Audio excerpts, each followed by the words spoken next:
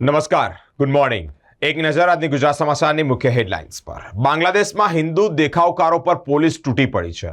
હાલ અત્યારે હિંસાનો માહોલ છે. અલગ અલગ જગ્યા પર આક્ષેપો તોડફોડ થઈ રહી છે. ઇસ્કોનના સંત ચિન્મય પ્રભુની ધરપકડનો વિરોધ કરતા હિન્દુઓ સામે આવ્યા છે, જેમાં જમાત અને બીએનપી કાર્યકર્તાઓનો હુમલો અને 50 જેટલા લોકો ઘાયલ થયા હોવાની માહિતી સામે આવી છે.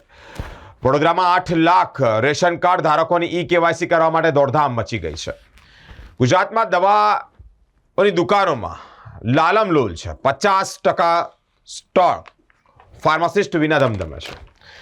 બુમરાહ કેપ્ટન તરીકે પર્થમાં સફળતા મેળવી ટીકાકારોની બોલતી બંધ કરાવી દીધી છે. ગાવસ્કર તરફથી એક મોટું નિવેદન સામે આવ્યું છે.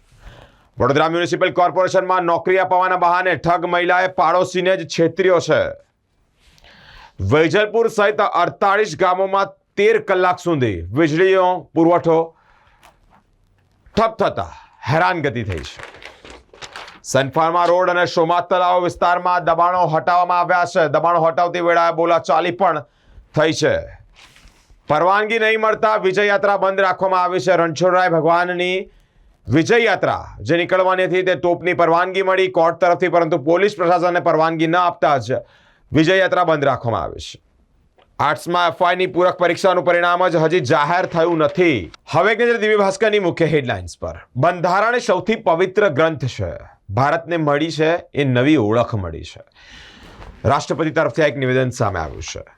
આઈઓસીએલના બ્લાસ્ટમાં મેજિસ્ટ્રીયલ ઇન્કવાયરીમાં રિફાઇનરીના અધિકારીઓ ન આવતા લોકો ભડક્યા છે, એટલે કે લોકો વિરોધ કરી રહ્યા છે. કોર્પોરેશનમાં નોકરી આપવાના બહાને એક મહિલાએ 9.20 લાખની છેતરપિંડી એટલે કે ઠગાઈ કરી છે. પોતાના પાડોશી સાથે જ કરી છે. મહિલા યુવકને ઘરે રાખી બેંક ખાતા સોંપ્યા. ચોરી કરતા કાઢી મૂક્યો તો દાજ રાખીને હત્યા પણ કરી. આંગળીયા પેઢીમાંથી રોકડ ઉપાડી વાહનની ડિક્કીમાં મૂક્યા. ગઠિયો 3 લાખ શેરવી ગયો. યુક્રેનમાં સૈનિક મોકલવા અંગે બ્રિટન અને ફ્રાન્સ વચ્ચે વાતચીત છે. યુરોપમાં તણાવ વધવાની શંકાઓ પણ છે. વિદ્યાર્થીઓએ આપ્યો વિશ્વામિત્રીના પૂરનો ઉકેલ. નદી કાંઠે 3 લેયર મોટા અને મધ્યમાં નાના વૃક્ષો વાવો. માંજલપુરમાં ગૌરવ પંથ સર્વિસ ટ્રેક તોડી ડામર પાથરવા ધારાસભ્યનો હઠાગ્રહ. પાલિકાને 2.23 કરોડમાં પડશે. દેશમાં લાચાર બેરોજગાર કોઈ કામ ઝંખે છે તો કોઈ આવકને. પૂરને રોકવા વિશ્વામિત્રીની વહન ક્ષમતા વધારી આજવા ડાઉન સ્ટ્રીમમાં ડેમ બનાવવા સૂચના કરવામાં આવી છે. હવે એક નજર ગુજરાત મિત્રની મુખ્ય હેડલાઇન્સ પર. ટ્રમ્પ કેનેડા, મેક્સિકો અને ચીનને આયાત પર ભારે વેરો લાદશે.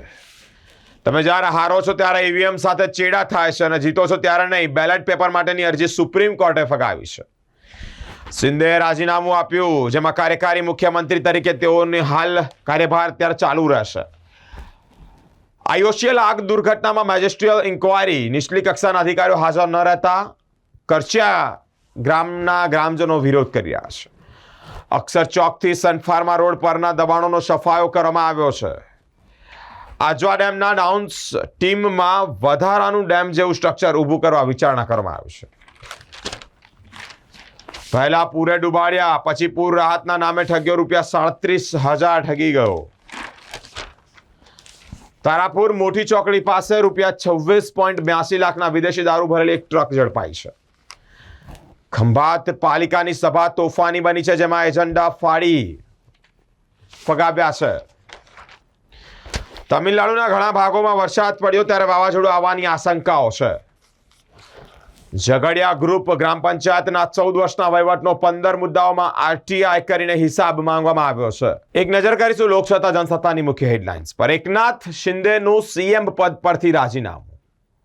કોકડું ગૂંચવાયું. હવે કોણ મુખ્યમંત્રી એની ચર્ચાઓ બહુ ભારે ચાલી રહી છે. તમે ચૂંટણી હારો ત્યારે ઈવીએમ સાથે ચેડા અને જીતો ત્યારે કશું નહીં. ફરિયાદ જ નથી કરતા. સુપ્રીમ તરફથી એક નિવેદન સામે આવ્યું છે.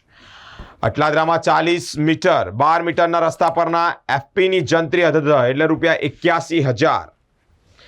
તપાસ શરૂ થતા જવાબદાર અધિકારી ગેરહાજર રહેતા ગ્રામજનોનો હોબાળો સામે આવ્યો છે. ખ્યાતિકાંડના ફરાર 5 આરોપીઓ ઝડપાયા છે. હૈદરાબાદથી શારજાહ જઈ રહેલી ફ્લાઇટને 3 આતંકીઓ હાઇજેક કરી છે. સનફાર્મા રોડ અને શોમા તળાવ પાસે દબાણો હટાવવાની કામગીરી હાથ ધરવામાં આવી છે. શાકભાજીની જેમ જ ફૂટપાથ પર વિદેશી દારૂ વેચતા યુવકને પીસીબીએ ઝડપી પાડ્યો છે. હવે એક નજર સંદેશથી મુખ્ય હેડલાઇન્સ પર. તમે ચૂંટણી જીતો ત્યારે કંઈ નહીં અને હારો તો ફરિયાદ.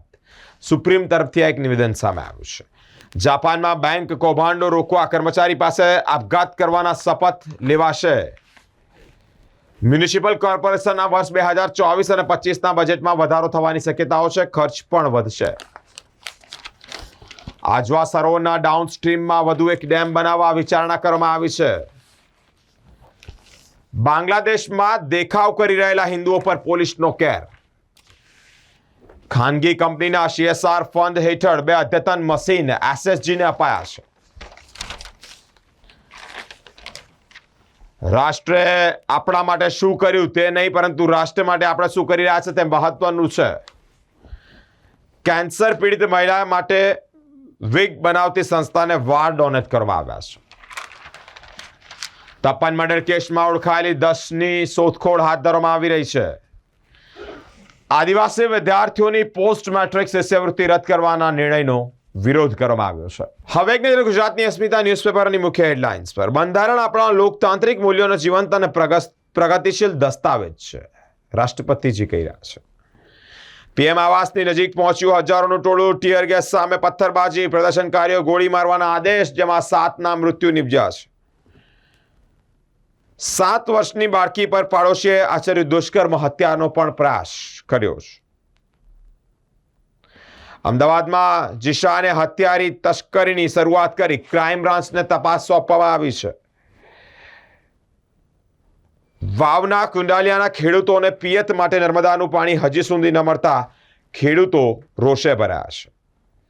શહીદ જવાનોના પરિવારજનોના કલ્યાણ માટે દીનદયાળ પોર્ટ ઓથોરિટી દ્વારા 14 લાખ રૂપિયાની સહાય મળી છે. ખોડલધામ અને સરદારધામ વચ્ચે સામાજિક ઘમાસાણ છે, જેમાં 25 થી 50 લાખ દાન કરતા દાતાઓ લઈ જતા વિવાદ સર્જાયો છે. વાંસદાના ઉનાઈ મેઇન બજારના ફેન્સ એપાર્ટમેન્ટમાંથી રોકડા સહિત 45,000ની ચોરીનો કિસ્સો સામે આવ્યો છે. 13 વર્ષના વૈભવને રાજસ્થાન રોયલ્સે 1.10 કરોડમાં ખરીદ્યો છે. IPL ઓક્શનમાં અનસોલ્ડ રહેતા રિકી પોન્ટિંગ અને મોહમ્મદ કૈફ નિરાશા વ્યક્ત કરી છે.